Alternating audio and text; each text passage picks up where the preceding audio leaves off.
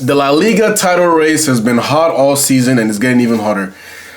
Now, before I go into any reason why I think one team's going to win the league and why they're going to win the league and maybe by how many points they're going to win the league, if you're new to the channel, please leave a like. Please subscribe to the channel.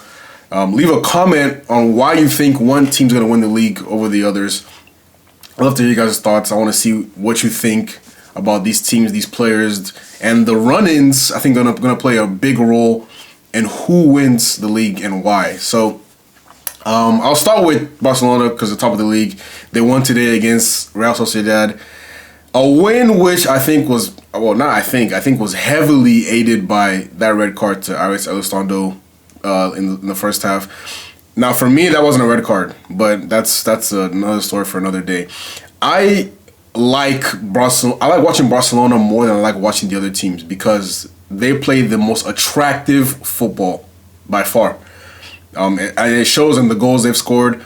I know people talk about the high line, but if you look at their defensive stats, Barcelona is still considered the fourth least goals in La Liga. I think Atletico Madrid conceded probably like 16 goals. Getafe, Athletic Club, that's probably it. 3 teams that have conceded less goals than Barcelona all season. I think they and Madrid probably have the same amount of goals conceded. But when I look at both teams, Madrid's defense looks shakier. And I'll go into Madrid a little bit later in the video. But Barcelona's attack is the best attack probably in world football. And that's going to take you very far in a lot of these games, especially these running games. They have some difficult games, against Villarreal, against Betis. Tough games like that, but all their difficult games are at home. They're still going to play Real Madrid later down the line in the season. I think in May, at the end of May, probably one of the last 4 or 5 games of the season. They're going to play Real Madrid. They still have to play Atletico Madrid away from home and then also away from home in Copa del Rey. So 3 difficult games for Barcelona, but we've seen how they've played against Real all season. I don't want to call the game now, but I don't see Barcelona losing that game, especially if it's the points between the two are going to be as close as it's going to be, come the end of May. So I think Barcelona has a favorable run-in, especially not having to play as many difficult games as I think Atletico and Real will have to play. Now, moving over to Atletico, they have to play, obviously, Barcelona at home. I think it's at home twice in the Copa del Rey as well. But they have to play Real Madrid twice, in the Champions League, home and away. That's 4 extremely difficult games for Atletico. Now, the rest of their games, against the likes of Las Palmas, Leganés, Rayo Vallecano, those are probably games you can bet on Atletico Madrid to win. But those 4 games against Barca and Real, that's tough. So I don't know what those games are going to do to the rest of their form, if it's going to affect them, especially when you consider that if they were to progress against Real, they'll have to play Arsenal. Whereas for Barcelona, if they progressed against Benfica, they'll have to play Dortmund or Lille. So you're getting 4 difficult games already. And if you beat Real in the Champions League, then you're adding 2 more difficult games against Arsenal probably. Or maybe PSV, who knows? But I'm going to go with Arsenal. But that's a tough... The league run-in is pretty smooth for Atletico, but the cup run-in is pretty difficult for Atletico. So that's going to play a huge role. Whereas for Barcelona, the league run-in is smooth throughout. They have some difficult games, but they're home. Champions League, they don't have to worry about too much in terms of playing a team at their level. Now, for Real Madrid, I think they have it the worst because while they have the defensive deficiencies that Barcelona might have, they don't have the offensive firepower. Now, let me preface this by saying they have the firepower in name and talent, but on the pitch, resulting in goals, they don't have the same firepower. They don't have the same amount of goals. They don't have the same amount of, drive or and I think a lot of it has to do with their midfield, not being able to connect with the midfield to the attack. But they don't have the same firepower that Barcelona has. So it can't make up for the defensive deficiencies. And we saw that against Betis. this weekend, where they just fall flat. I've never seen Barcelona flat for 90 minutes, only having one chance in the game. So that's going to be difficult for Madrid. Playing Atletico Madrid twice, playing Barcelona away late in May. Obviously, if they progress against Atletico Madrid, having to play Arsenal probably.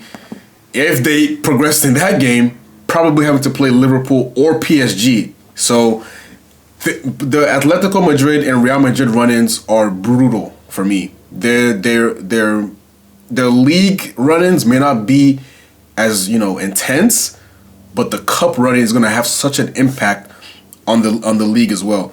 Whereas for Barcelona, their league run-in is probably a little bit more difficult than the other twos, but their tough games are at home. And then you think of the cup games that they have, all their cup games are going to be relatively smooth sailing. I don't want to say smooth sailing because it's Champions League.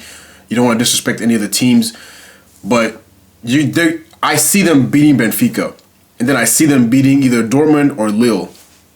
And then maybe, it becomes tough when you have to place Bayern or Leverkusen or Inter Milan, but that's later down in the season. So when it comes to May, I see Barcelona maybe having a 3-5 point gap at the top of La Liga, simply because of the cup games, the Champions League games, the Copa del Rey games. Now, another reason why I think Barcelona's going to win this league is because, not only because their attack, I mentioned their attack, I mentioned the defense, I mentioned the running, but I also think about the clutch players that they have in their team. And I think about the midfield especially. The midfield is the number one thing that I think is going to win either of these teams the league, and I think it's going to win Barcelona the league. Now, again, the talent thing. In terms of talent, Madrid in their midfield, they have talented players. But you think about the setup and the way Barca control the midfield. When I look at Madrid's games, I don't see a control in the midfield. I see talented players doing talented player things. When I look at Barcelona in the midfield, I see Pedri controlling games from his own box into the opposition box. He controls games. Real don't have that. Maybe Modric 10 years ago, yes, he could have done that. But you look at Jude. Jude is not a controller of a game. He's more of a final third type of player. Obviously, he can play the occasional long ball, but he's not going to control a game and dictate the pace of the game. Fede Valverde, he's a driver. He drives the ball forward. Tchouaméni is more of a he's a defensive midfielder. He's more of a stopper. He can ping a couple passes there, but he's not going to control a game. Look at Pedri and Marc Casado. I like him as well. He's a very good midfielder.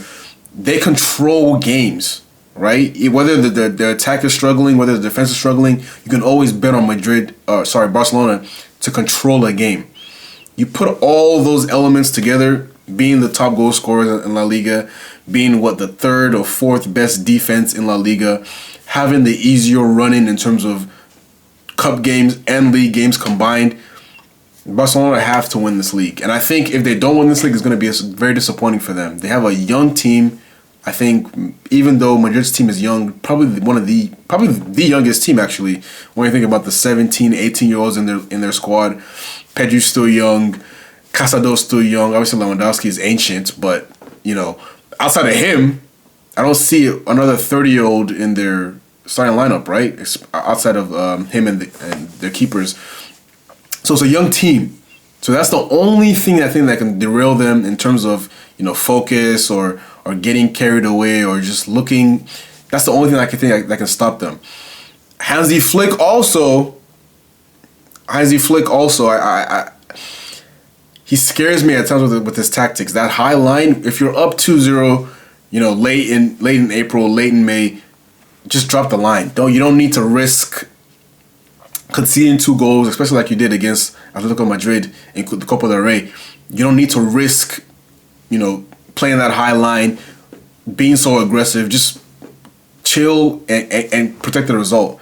Something like that, happening could scare me with him. So I put all those things together. I think it's probably going to end up with Barcelona first place, maybe Atletico second place, because I think they have an easier run in than Real, and Real third place. Wow.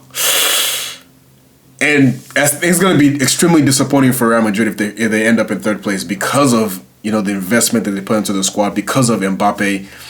You expect them to kind of steamroll the league a little bit. You didn't expect the likes of Lamine Yamal and Kubarsi and Casado coming in, being able to carry Barca to a title, but I think they're going to. I think this is Barca's title to lose. Actually, I think put all those things considered, all those elements and all those factors, especially when you look at their injury record is pretty clean this season. They haven't lost too many of their important players, whereas Real Madrid are basically putting square pegs in round holes in their defense and their midfield, trying to fit whatever they can fit.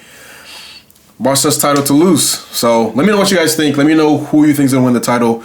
Let me know why you think they're going to win the title. What might be the factors that contribute to them winning the title.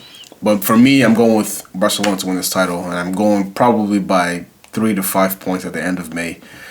So yeah, let me know what you guys think. Like the video, subscribe, leave a comment, and I will see you guys very soon. Bye.